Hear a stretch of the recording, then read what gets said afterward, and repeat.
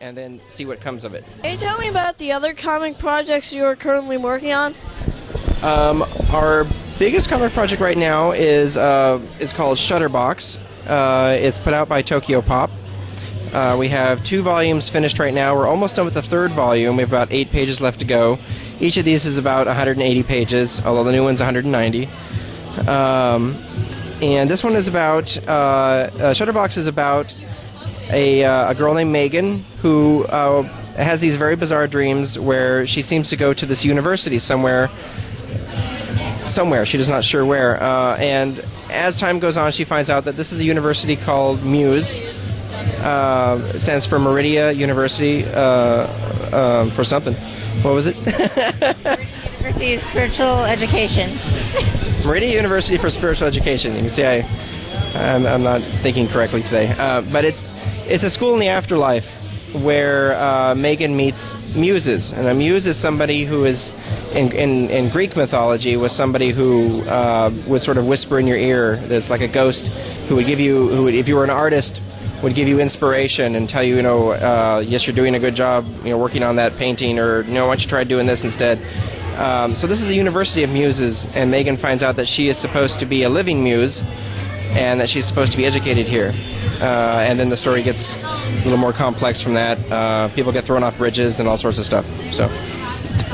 I understand both you and I have a common interest, the books of Lemony Snicket.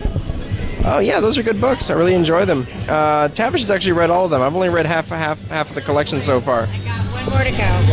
Yeah. But those are a lot of fun. Those are what would be called a mock Victorian style of book. The Victorian was that era back in the 1800s to I think 1901 or something, when Queen Victoria was head of England, and everybody wore big hats and big coats and talked really snotty.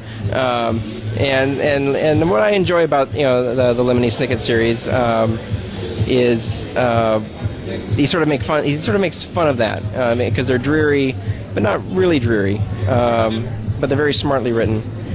So yeah, that's a good book. There's a yeah. Tavisha always thinks that there's a lot of common sense put out in that book. Do you like that book a lot? Oh yeah.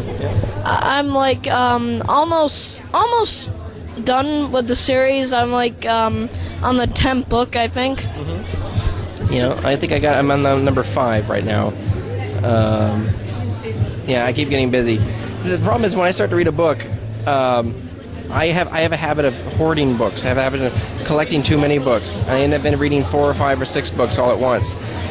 So while I might be reading, Lemony Snicket number 5, I'm also reading a book on the history of war, and I'm reading a book on some philosophers, and I'm reading a book on I think Treasure Island I picked up the other day because I haven't read that one yet. But go ahead. This is actually like so the things that are happening to me. I pick up one book and then I start to get interested in another book. So it kind of confuses me because I'm like reading like 5 different books at the same time. Getting your wires crossed as to which character is in which book? Yeah, I might think like one of the Baudelaire kids is like in this other book, and I like. Yeah, that can happen if you're not too careful. That can happen. That might inspire you to make different stories. Yeah, like cross universe stuff.